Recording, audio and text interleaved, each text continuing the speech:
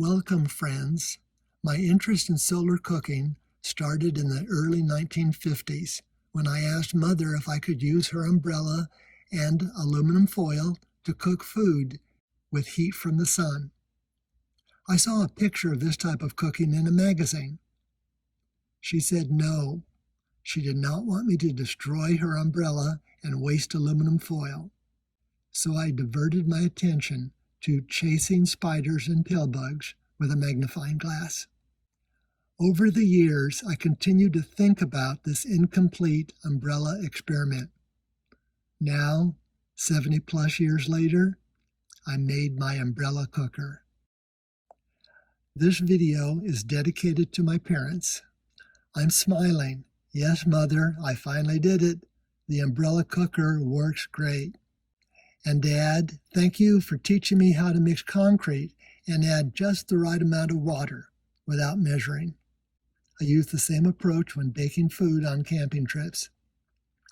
Remember when we picked wild apples and made applesauce? Yeah, in Yosemite, camping next to the bears. Sweet memories.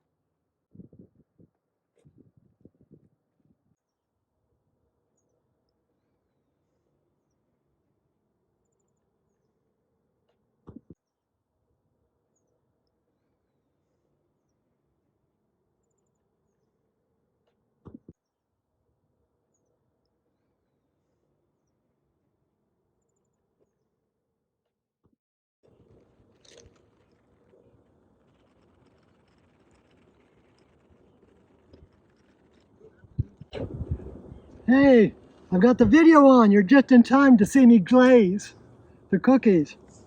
So how are you, Steve? I'm good, I'm well, thank you. You? Doing very well. Look at these. These are the sweets. Uh-huh. And something so you made out of your... I made this one with the umbrella oven. Wow. And then these with those oven, and this with another one. Wow. And now I'm going to make them a little prettier. Uh-huh. You see how they look here all the way around? Uh-huh. And that's a scone mixture, and those are cookie mixtures. Uh-huh. I've got too much water in my glaze. Confectioner sugar? Yeah, confectioner sugar. Oh, okay. Hope I have enough sugar. That and a little water is all glaze is, huh? Yeah, water and sugar, and sometimes they add other stuff like vanilla, other flavorings. But you know, this is camping. It's simple. Yeah. Hey, fly! It's a You're luxury, just like that.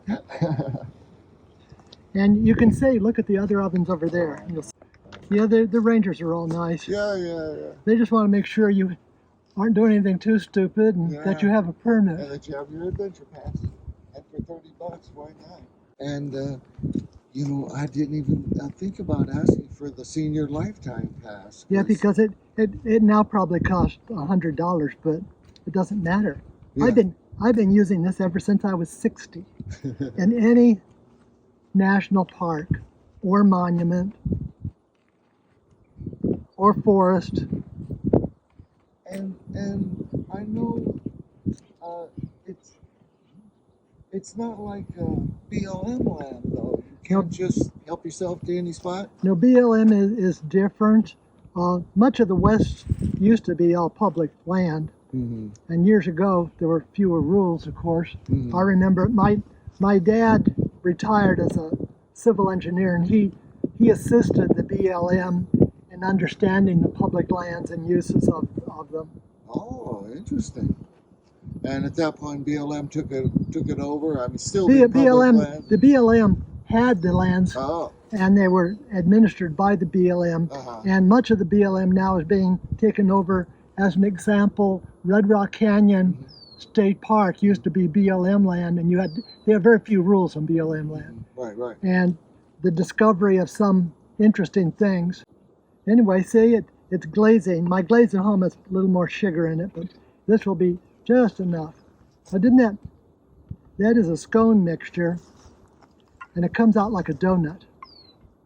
So these are all the sweets. And you see I've got corn and stuffed rice. That's stuffed bell pepper. So Steve, what do you think of this homemade soup? I think it's a great camping experience. You don't get food like this out camping. You don't expect it. Well, This is my lunch, and dinner is going to be the stuffed bell peppers. And if you'd like to taste those too, my wife doesn't eat bell peppers, but I do. And I got 2 of them. Well, actually, I'm in her camp. I'm not a bell pepper eater either. Oh, okay, that's okay. Mmm, this is good. But I'm enjoying the soup. Delicious. Well, I bet you'll enjoy the sweets.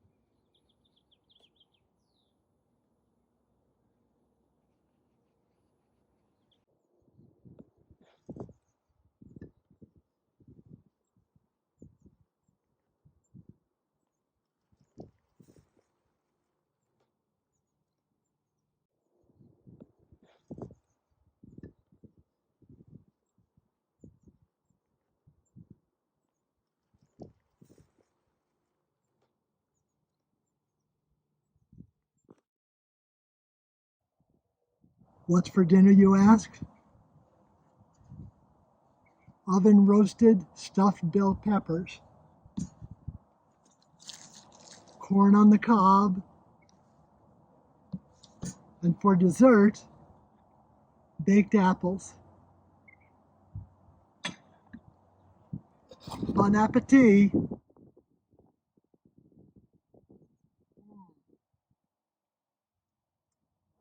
Apple juice is really good. Oh man, which one do I take? It looks so good. We've got cabbage on the bottom, so cabbage is on the side.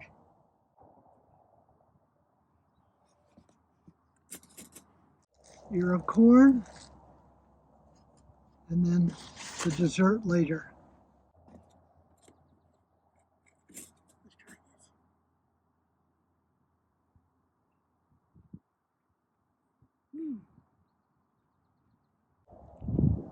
Out of this world. Let's try this.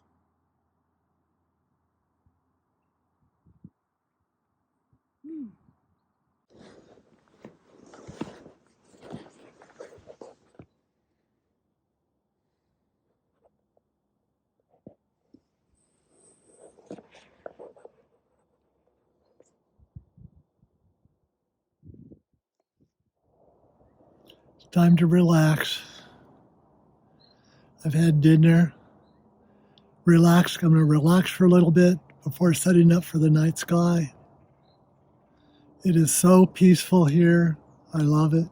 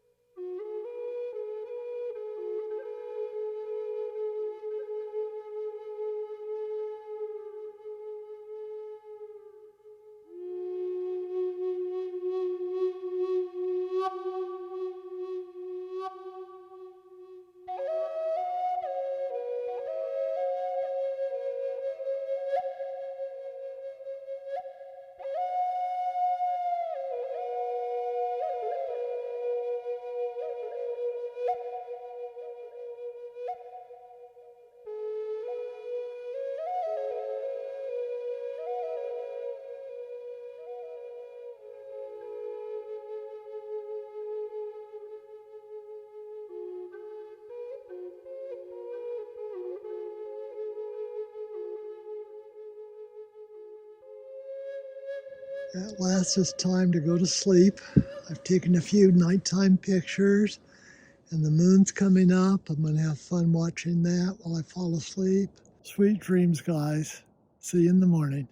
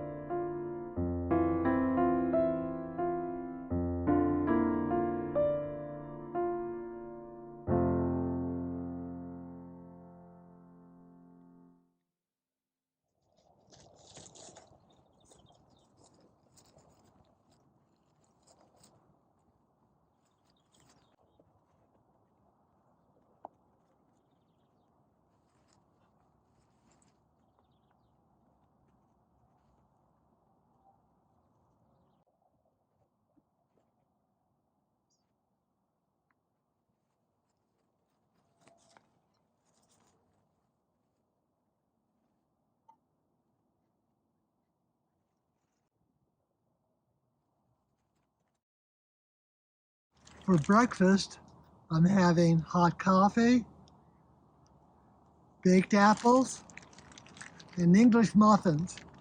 I cooked the English muffins yesterday, but I want to warm them up so they taste a little toastier. So I'll just set them right here near the oven, and when the coffee's warm, I'll work on the English muffins. But right now, I've got to taste these apples. Mmm. They are just right.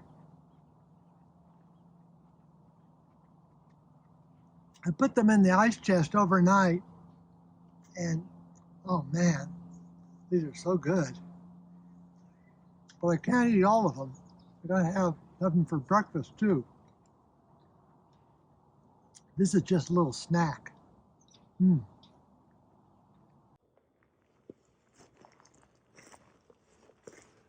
I arranged the hot water and the English muffin so that they can heat together.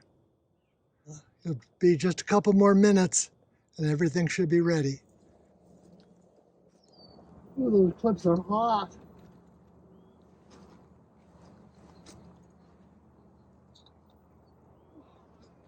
The water has bubbles on it. Oh, that's hot. It's simmering hot.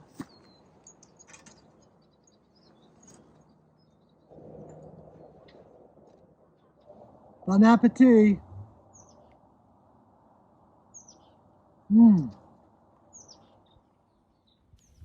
Shiny dog bowls can start fires, as discovered by one California couple a few years ago.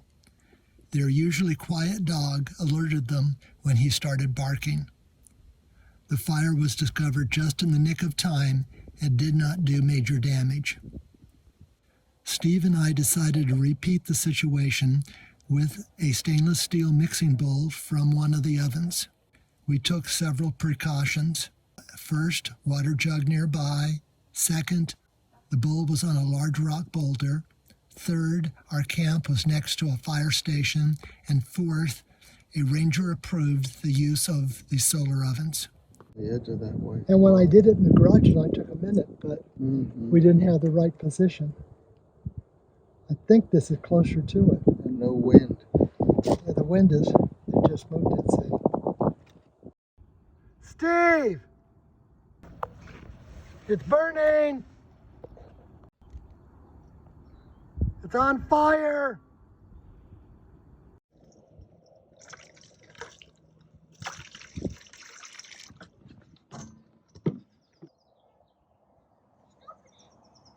All good things must come to an end.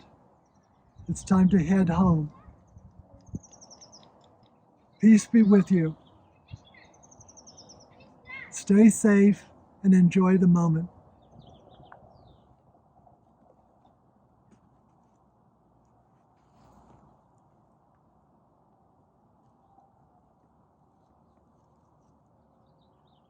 In order to build an effective solar oven, it is important to understand how parabolic reflectors concentrate light and heat. Parabolic reflectors focus parallel rays of sunlight to a single point, the focal point. It is very bright and hot. The focal length of a parabolic reflector is the distance from the center of the reflector to the focal point. I will demonstrate how this works. Guide bar, which is a dowel, a string, and these brown pins representing different focal points. The bottom of the reflector is the white pin. Now I'm going to use a 15.5-inch focal length and see what curve it represents. That is what my line is tracing. I've got my left and right hands perpendicular to the guide bar. When you do that, you will have that curve. Now let's change the focal length to 4 inches. In other words, the focal length is 4 inches above the bottom of the reflector. Do the same thing, keeping my left and right hands perpendicular to the guide bar. And I get this curve.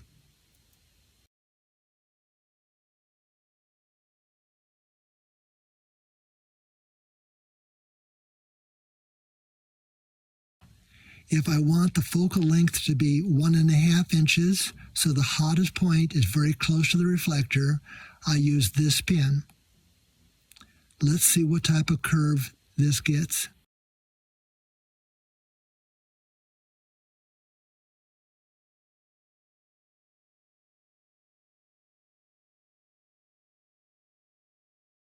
The curves are symmetrical so that the right-hand side is the same as the left-hand side. This cutout shows the shape of the reflector for a focal length of 15.5 inches. Let's see how it matches to the shape of the umbrella.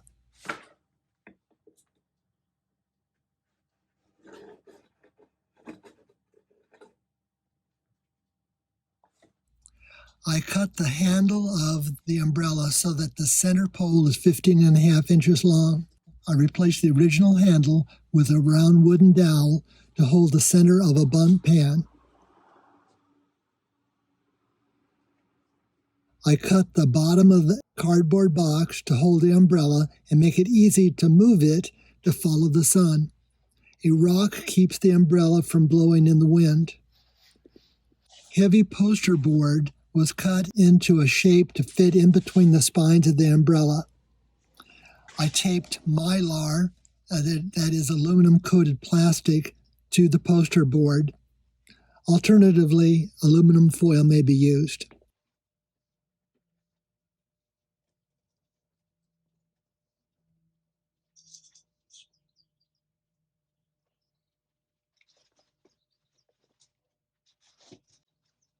Yes, the reflector is approximately a parabola. A small bundt pan nicely fits on the replacement handle. Cover the pan with a clear plastic cooking bag. The bag keeps the heat in and makes cooking more uniform. Do not use a regular plastic bag, it will melt. Only use cooking bags with solar ovens.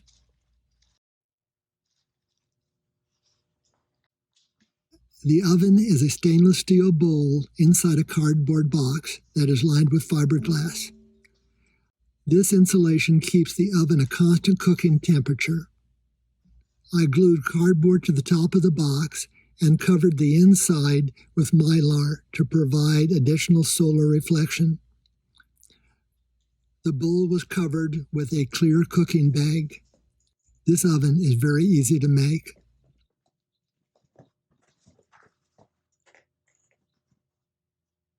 I cut a piece of paper to match the bowl shape for comparison to a parabola. This bowl has multiple focal points. The bottom is nearly flat, similar to the umbrella shape, about 15.5 inches focal length. And the sides were very steep, with focal points at the surface of the bowl or below it.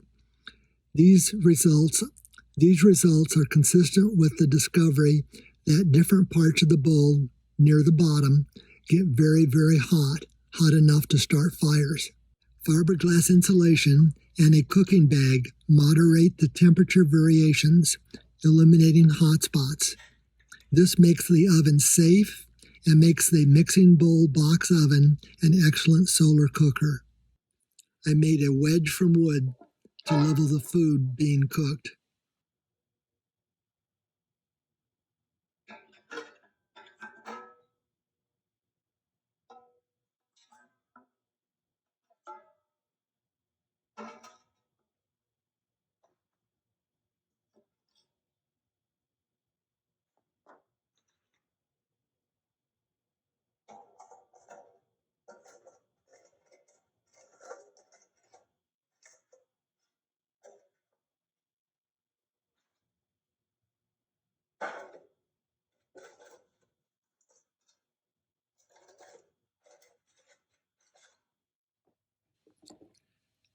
The external oven reflector was made with heavy cardboard.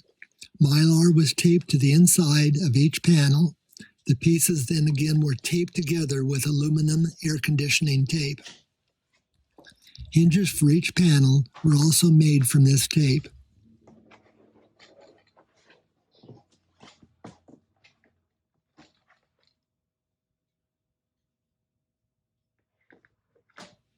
I put a picture frame over a tempered glass cutting board to form the top of the oven. The oven itself was entirely cut from a cardboard box. It was very time-consuming and difficult to make this box. The inside was shaped to form a parabolic trough with a focal length approximately 1.5 inches. so it would be hot consistently through all parts of the bottom of the oven. Aluminum roof flashing covers the inside. This surface is durable and easy to clean. The outside of the box follows the same shape, making it easy to point the oven to the sun. I used fiberglass insulation between the inside and outside of the box. The oven is excellent for cooking under all situations, as long as the sun is out.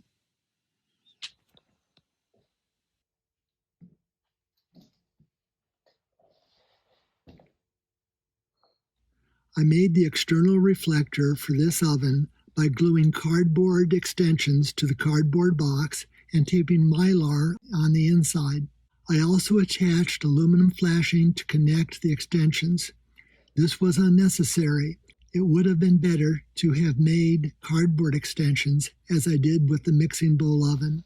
I used a cooking bag instead of tempered glass for the top of the oven. This worked almost as well as glass and was much cheaper and easier to use. The oven itself is relatively easy to make since I retained the original rectangular cardboard box, and on the inside provided supports to form the aluminum flashing into a parabolic trough with a focal length of approximately 1.5 inches. Fiberglass filled the empty space. Here are a few clips showing the details.